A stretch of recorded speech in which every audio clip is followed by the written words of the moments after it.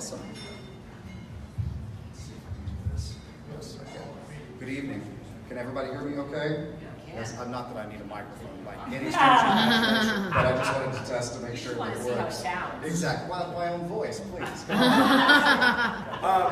I just want to say, and I will preface this by saying all week long we've been talking about precise language and economy of words, except for tonight. I am so thrilled that all of you have shown up this evening. Scott Shumick is a dear friend of mine. He's the owner of this event, a venue. He's the owner of Sauce. And this is the third year that he has graciously allowed us to take this evening on the first Friday in June to host the Kaylie Jones Books event. And I just wanted to take time to say thank you to him, even though he's not here, and to put a shout out for Sauce, because I have some friends, some writer friends that had dinner here this evening, and they were raving about it. I've never been here before. So in the spirit of economy of words and precise language, I'm simply going to say this is Kaylie Jones of Kaylie Jones Books. This is our featured author, Theasa Tuohy, and I'm going to let you begin.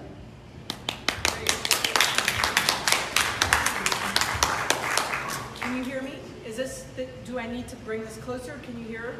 Good. I just was standing outside with my friends in this lovely town, and I was very moved because my friend Toby said, look around, there are gay pride flags flying over Evansville. This never would have happened when I was young. They're standing on our shoulders. And I was so touched by that. So God bless all of you who paved the way for everybody who can walk down the street full of pride like that. I'm just so thrilled to be here and to be part of this. I was just really touched. And I'm here tonight with Theasa Tuohy, who's an old friend of mine. We've known each other a long time. And at one point, Theasa wanted to she'd heard about my writing class. And my writing class was full, and Theasa traveled all the way to San Miguel de Allende, Mexico, to take my writing class. We did a workshop there, and Theasa was working on her first book, which was published some years ago, The 5 O'Clock Follies, which was about an American female journalist who was sent to Vietnam to cover the war. And it was just a marvelous book, and I was so impressed by it. And her second novel is this one, Flying Jenny, which she also worked on with me off and on for several years. And when I started this imprint, Kaylie Jones Books, I did it because over the years of teaching creative writing in several MFA programs, I felt that really great American literary fiction was getting pushed aside by mainstream publishing in New York City. It turned out early when I started writing, there were many independent and individual publishing companies in New York. Now there are maybe 5 that own all the publishing companies. And that is really corporate. And the concern is making money. The concern is not about literature, it's about making money. And this became so upsetting to me that at some point, many of the best novels coming out of the writing programs where I was teaching were not getting published because the publishing companies did not want to take a chance on writers they didn't have a track record with, or whose books were considered literary or too mid-list, meaning that they might sell 5,000 copies, but that wasn't considered enough, and it was all about making money. So I went to my friend Johnny Temple, who owns Akashic Books in New York, and I said, I want to do an imprint with you. What do you think about that? And he said, well, I'll call you back in an hour. We're having a board meeting. So an hour later, he called me up and he said, okay, you're on. So then I panicked and I said, oh, what have I gotten myself into? And that was 5 years ago. And I've now published something like 16 books. And Theasa's is the one that's coming out, that just came out this month. The reason I love this book so much is that and I'll let Theasa talk about this, and she'll read a bit and then you can ask questions about the publishing industry, about the writing process, or any questions you might have for us.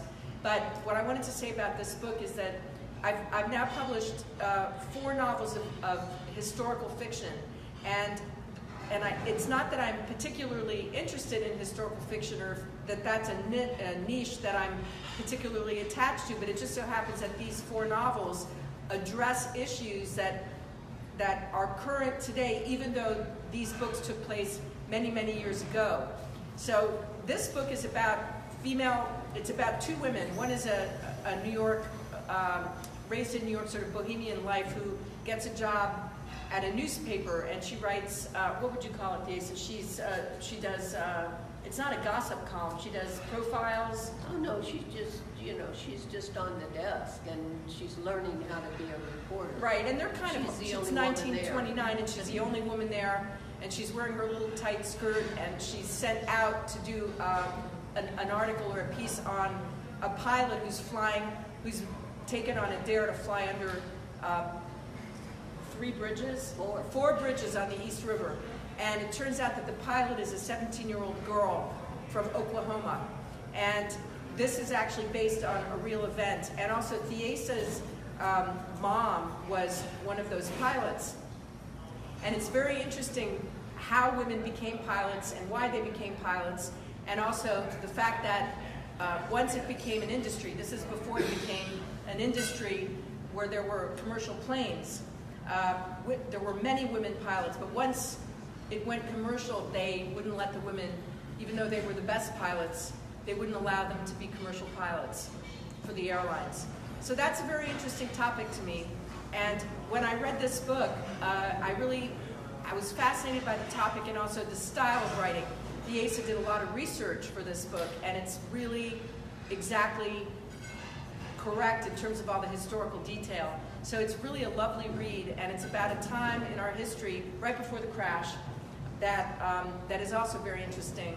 And I just think it's a wonderful book, and I think it's really important to support independent presses, because that's going to be the way of the future, I think, for literature, for serious literature in our country. And the more support small literary presses have, the more voices you will hear, and the more opinions you will hear, and the more different opinions you will hear. And I think that's a crucial thing that we must continue to do in our country. So Theasa, would you like to talk about the book a little, or do you want to read first and then you can ask questions?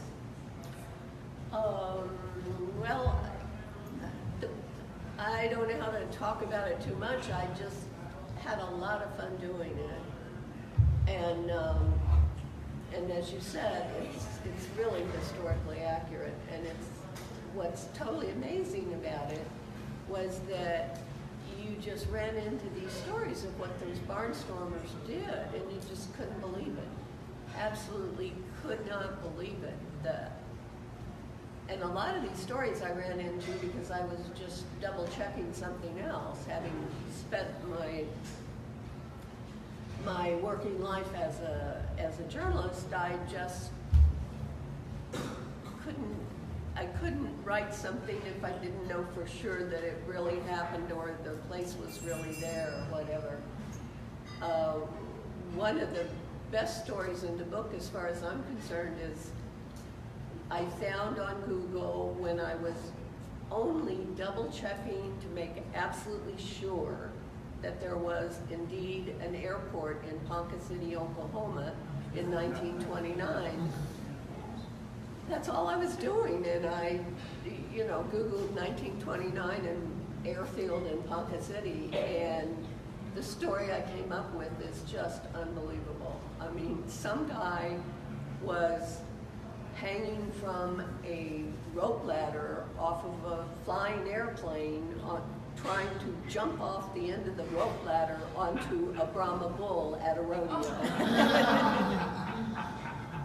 So how can you not have fun doing something like that? I mean, when I found that story, I just went berserk. I just was like, oh, I can't wait to use this, but nobody's going to believe it, But actually, I saw the actual newspaper article of when this happened, and when, of course, the guy couldn't jump off the rope ladder and land on a bull because the air currents were sweeping them away, and the bull was going crazy. And the plane crashed into a sweet potato patch. And the plane wasn't hurt, pilot wasn't hurt, the jumper wasn't hurt. But when my reporter from New York, who's watching this with as much awe as I was watching it as I wrote it, gets there to look at the scene, and she said, "What's that hanging from the tipped over plane?" And Jenny Flynn, the pilot that she's chasing around trying to get stories from, Jenny said, "Oh, you know, that's the pilot hanging from his seatbelt." It's a true story. It's a true story. And there was a pilot who flew under the 4 bridges in New York. Oh yeah, absolutely. I had my character, Jenny Flynn, fly under all 4 East River bridges. But in point of fact, it was done by a 17-year-old girl. Her name was Eleanor Smith. She took off from Roosevelt Field and did it as a dare.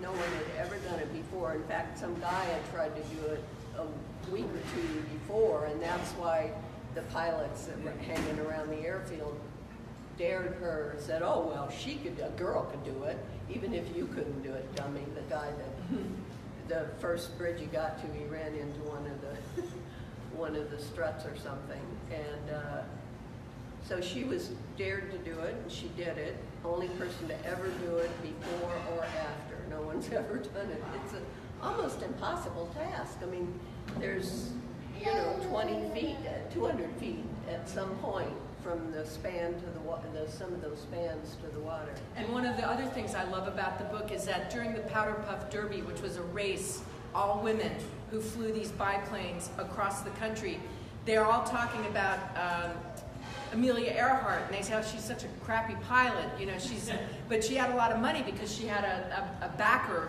who gave her, she had the very best plane, and she came in 3rd and would have been 4th except number 3 crashed, and so she came in 3rd instead of 4th on this Powder Puff Derby." So our history's all messed up too. We're given this person that we adulate and admire and think was the greatest pilot ever, and it turns out that she would have been 4th and came in 3rd at this Powder Puff Derby because she really was not such a great pilot. She just had a really good plane. Yeah, and we also know she wasn't a very good navigator. And she wasn't a very good navigator. So I'll let Theasa read, and then I'll come back up and you can ask questions about the book or the process or any questions you may have for her. Well, I was going to read the thing about flying under the bridges, but we sort of told the story now. Should I read it? Sure. Okay. Okay.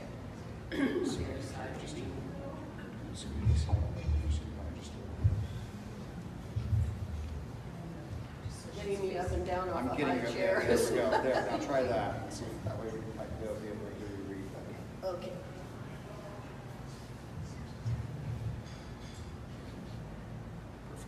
Okay, it's good. Can you hear me? Can you hear me now? Yeah.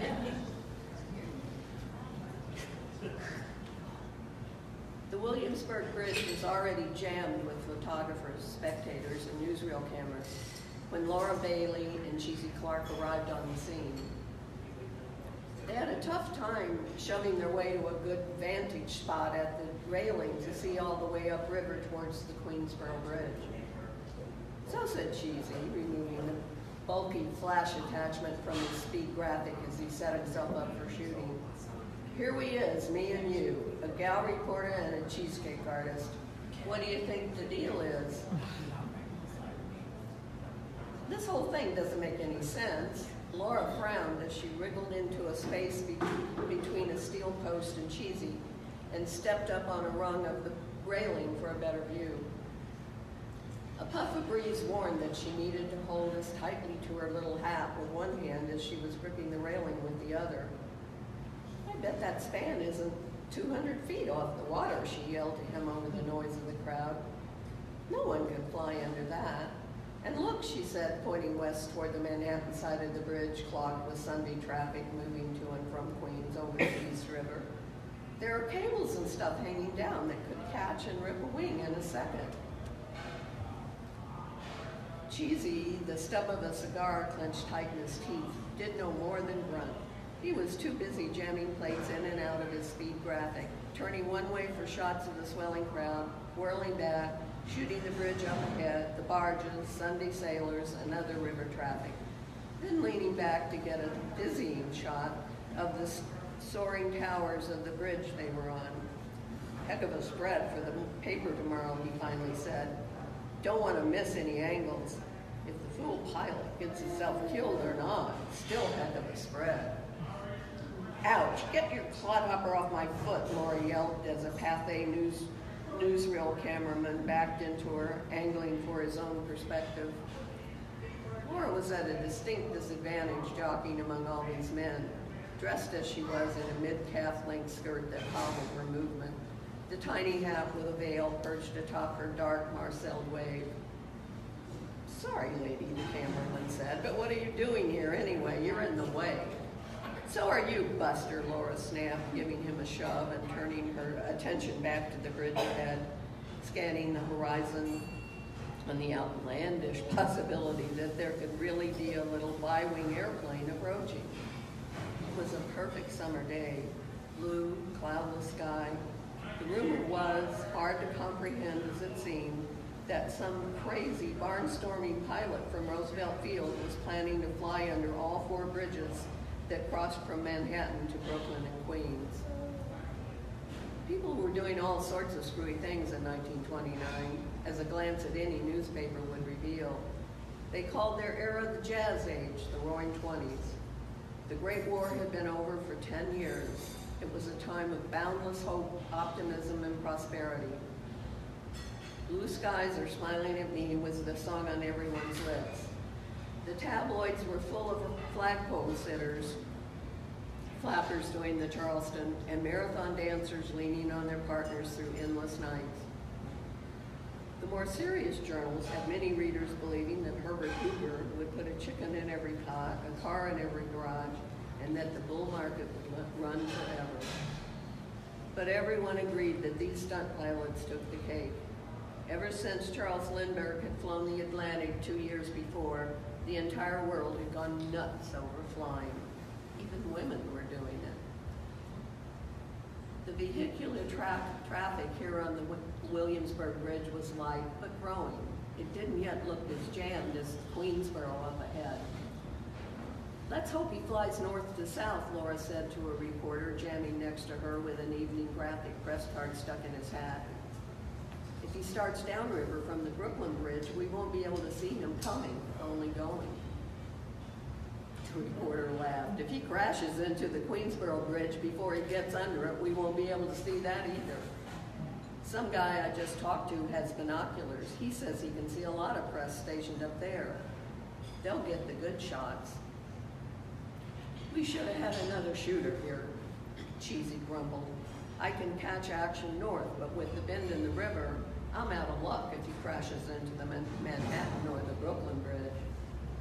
Crashes? You've got to crash doing this stunt, said a photographer Laura recognized from the Evening Standard. There's hardly any clearance under most of those bridges. At that moment, a collective "oh, ah" rose from the multiplying crowd. Laura could make out a dark speck moving through the sky towards the Queensboro. Can you see any better through your camera lens? She turned to Cheesy, but the photographer was slamming plates with the staccato of a machine gun. The black spot was coming closer. It wobbled, caught a sun ray, then flashed on the water and headed straight for the dangling cables. Laura's chest got tight. She realized she was holding her breath. The poor guy was going to be killed. She'd never seen anyone die before. She gritted her teeth. I suppose it's part of the job. I can't be weak-kneed. I have to be strong. I have to prove myself. She watched the speck swerve, then merge with the shadowed waters beneath the bridge. Her held breath turned to a gasp. The little spot popped up into the sun. A cheer went up from the bridge watchers. He made it. That was close. Wow. The crowd roared. The expanding dot was clearly identifiable as a plane now, fast approaching, threading its way among the ships and barges in the harbor. It neared the Williamsburg, and the open cockpit plane rocked from side to side in greeting to the cheering, waving crowd. Laura could have sworn she caught a momentary glimpse of a grin under the cloth helmet and goggles of the figure in the cockpit. Bridge traffic was at a standstill. The plane was heading straight for them, its nose pointed down. Laura elbowed and clawed her way back through the crowd and zigzagged through the stalled cars in what could only be described as a broken field run. The goalpost was a view from the other side. As she shoved one person out of her way, she grabbed up a handful of hobble skirt, yanked it above her knees, kicked off her high heels, thank God they're not the ones with the strap across the instep, and hoisted her light 5'4" frame up several rungs on the bridge's railing. Geez, I hope Cheese has the good sense to be right behind me. Cheesy Clark, thus named for his penchant for pinup photos, was known in the trade as a cheesecake artist. His talent went way beyond that. Before he was taken on as a staffer at the Enterprise Post, the tabloid where he and Laura both worked, he continually scooped most of the staff photographers at the numerous newspapers in New York City. Always in the same black rumpled suit with no tie, he'd all but lived in his car with his police radio. Day or night, he was at a crime scene faster than anyone else, and often beat the cops. Cheesy was a swell guy, one of Laura's favorite photographers. He was a D's and Do's type from the Bronx with little education and not the best table manners in the world, but he was funny and dedicated to his work. Sure enough, there he was, hanging over the bridge railing right beside Laura. "You're pretty fast on your feet for a broad," he said with a grin. "Darn right," Laura yelled into the wind. Mild though the weather was, there was more than a little breeze when you stuck your head this far out. I was saving you a spot. She was already half over the railing, leaning on her abdomen to help balance while she stretched out for a better view of the water. Holy cow, here he comes. Cheesy's voice was quiet as a whispered prayer. Laura could barely hear him over the sound of his camera slide click as she caught sight of the first dark shadow of wings spread on the water. At that same moment, she felt the wind tugging her hair. Uh-oh. She didn't dare grab at her hat. She needed both hands on the rail or she'd be in the drink as well. With something akin to seasickness, she watched the little veiled felt that represented a week's salary sail off as it caught on a wind current, borne by the fickle wind. Floated, then dipped, then glided as it leisurely made its way to the river far below. She didn't have time to mourn. Here came the plane. It did the very same kind of pop-up Laura had seen when it had come from under the Queensboro Bridge moments before. I must ask someone how they do that, Laura thought. If the pilot is too dead to talk, someone in an airfield or someplace like that will know. Must be like gunning a car engine. Wow, she'd never had a story like this before. It was a real humdinger. She shifted her body slightly on the railing and looked down, straight in the hole of metal that passed for a cockpit. A flutter of white, a silk scarf flashed, blowing in the wind. Good grief, Laura screamed at Cheesy. That was a woman. She knew it. She didn't know why, but she just knew it. A woman. The tiny biplane and its shadow were already skimming through the sky and gliding along the choppy surface of the water. The crowd behind Laura was laughing and cheering. Some people were actually dancing around the stall cars or doing jigs on the roadway of the bridge. A woman! Laura screamed again at Cheesy. I've got to get to a phone. As she dropped off the railing and scrambled into her shoes, she caught a view through the bridge's lacy grillwork. The tiny dot of a plane was swinging slightly to its left, trying to avoid the smokestack of a river barge on its way to the next bridge. I've got to file this story. I can't stay to see what happens, Laura thought. Cheesy will get a picture.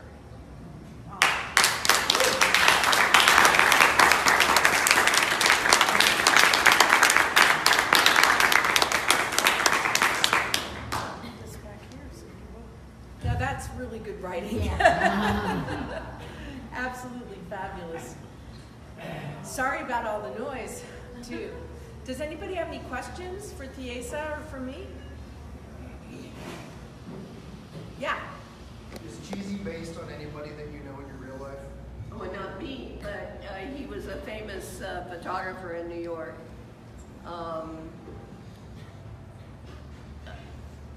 And that's the way he was. We saw pictures. You showed us pictures of A lot of- crime scenes that he'd Yeah. taken with bodies lying on the ground, all bloody and stuff. And he would Right. get there. The cops would rely on some of his photos, right? When he would get there first. I remember Oh, we yeah. saw, you brought a book over or something. We saw Yeah. some amazing pictures. Yeah, I can't remember his name, but I can't either. he was very famous, and his name was something like Cheesy. It was Squeezy or something like that, you know. But yeah, he was a very well-known guy in those days, and again, the information in here is exactly the bio stuff that I read about him. He rode around in his car, in the back of his car, slept in his car, before he finally got taken on by, I think, the Daily News. There were many more newspapers in New York than now, too. There were 13 at one point. Hallelujah. Earlier you said you did a Google search to confirm a fact that you were checking. How did you find the technological barrier, and what challenges did it present when you were doing your research? Because obviously there weren't computers back then. So did you find it difficult to access old newspaper clippings or anything like that? You know, that's the totally amazing thing to me about Google or any of these search sites. They have everything. I mean, you know, it's just incredible. They have everything. That story that I found about the guy at the rodeo, it was called the 101 Ranch, and it was a very famous venue. That's where one of the places Will Rogers started out doing his rope trick.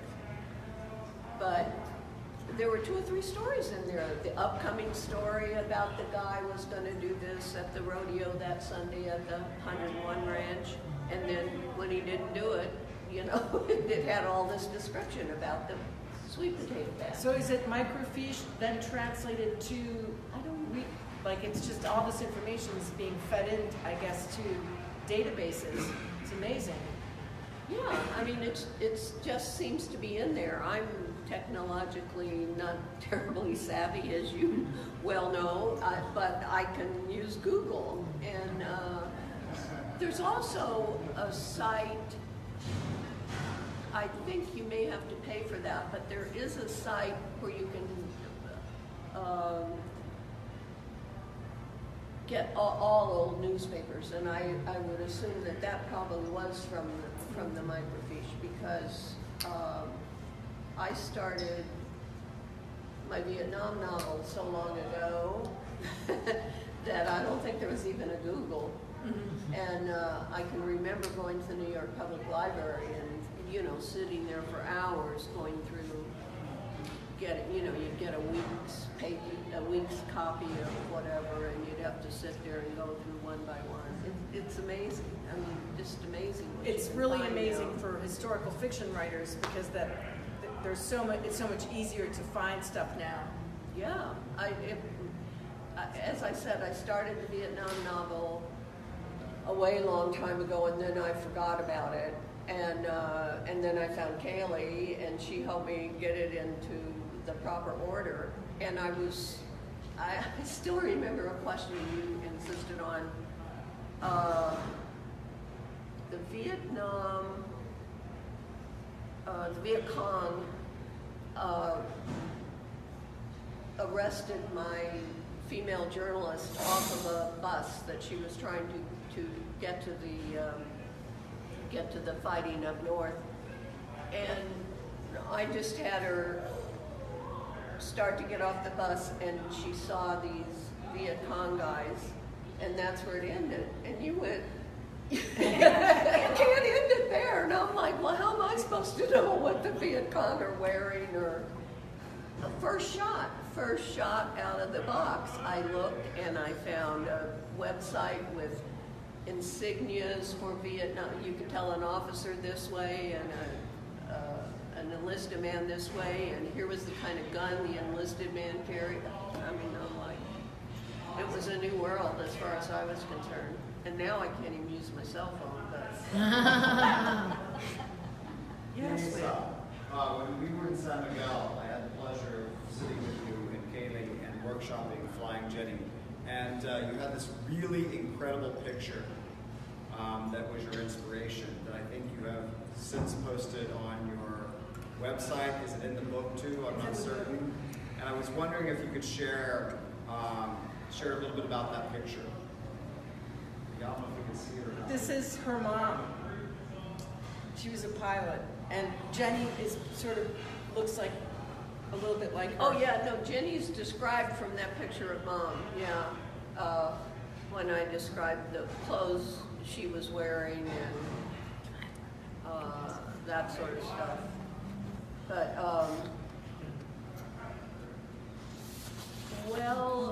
about my mom, I just grew up on flying stories. My mother, as nearly as I could tell, just for the fun of it, got a license to fly, mainly because my father, who was quite a bit older, all of his friends, he had a lot of friends that were pilots, and Paul Braniff, who started Braniff Airlines, was a grammar school friend of my father's. My father was a pallbearer at Paul's funeral, so they were friends forever. So all the stories about Braniff Airlines getting started, I heard all those stories from my father and from my mother. And my mother learned to fly from a guy by the name of Roy Hunt, who held the world's outside loop record. And you will see in the book that there is actually a depiction of someone named Roy doing this stunt of the outside loop. The inside loop goes like this, and it's not so hard on your brain or on your blood pressure. Right, exactly. But on the outside loop, the pressure is tremendous, and you can very easily black out and not live through it.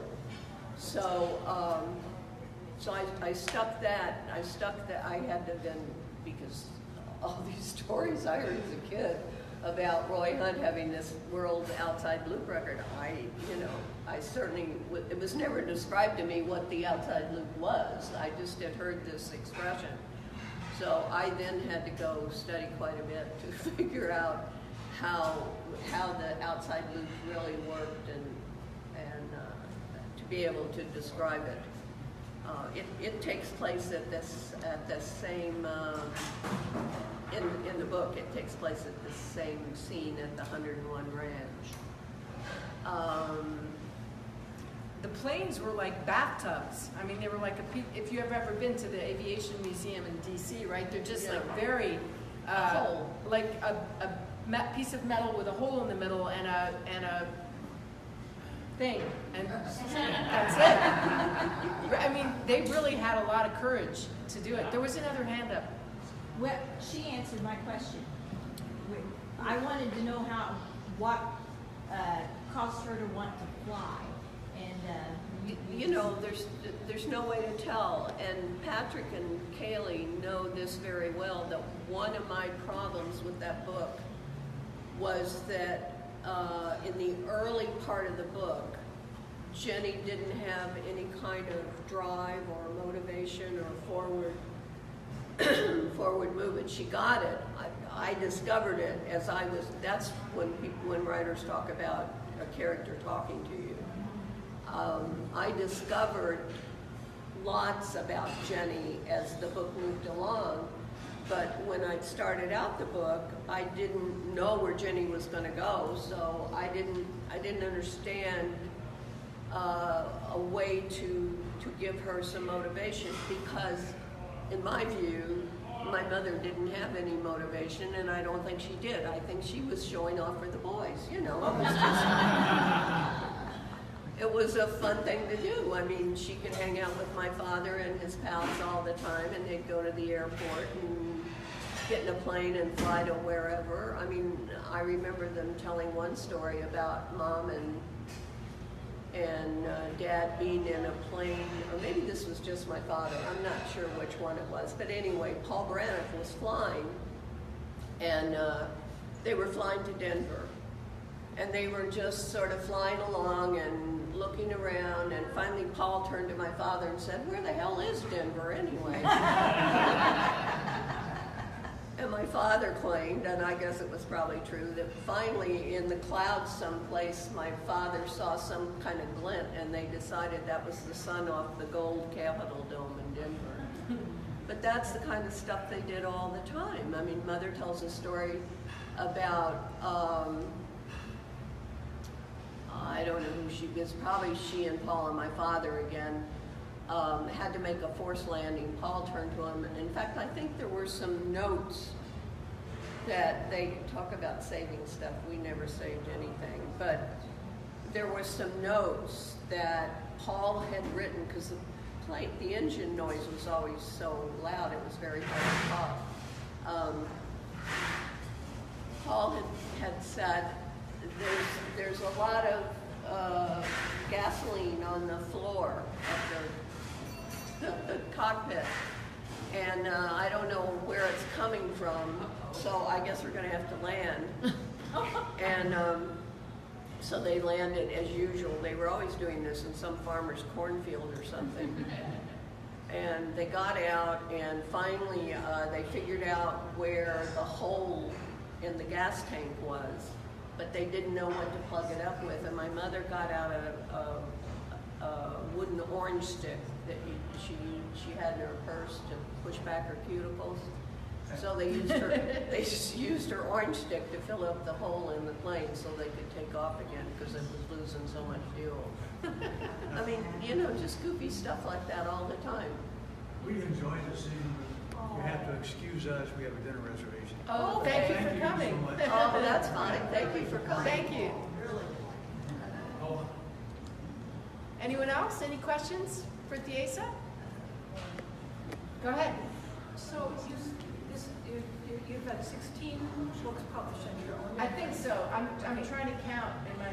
So how has your perspective changed from the first one to the 16? It's a lot harder than I thought it was going to be in terms of time, and also I didn't realize that writers could be so temperamental. Which Not me. not you, but it surprised me how much babysitting there is, and I'm not good at it. I'm not a hand holder, and I found that part difficult. I sort of just wanted to edit the books and then turn it over to somebody else, and just don't bother me now. I'm editing. I don't have time, but I realize there's a lot more to it than that. There's, you know, teaching the writer how to publish, how to self-advertise, how to get out there, how to use your contacts, how to edit a book. You know, once the book is out, you know, what do you do next? And all that I've learned over the last 5 years. I've learned a lot about that, and about the reason that I went with Akashic and not on my own was because I didn't want to do that. I wanted to have that. They already have the contacts. They're 20 years in the business, and they're very, very, very highly respected. And I just didn't want to have to do that kind of work, but it turns out I had to anyway. And I've had a lot of very good help. And writers have been, the really good thing about independent publishing is you keep control in so many ways of the design, of the title, of who you want blurbs from. Whereas in mainstream publishing, like my memoir, they changed the title.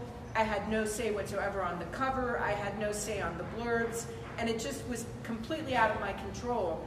Whereas in independent publishing, you maintain control, but then you're also responsible for a lot of the promotion.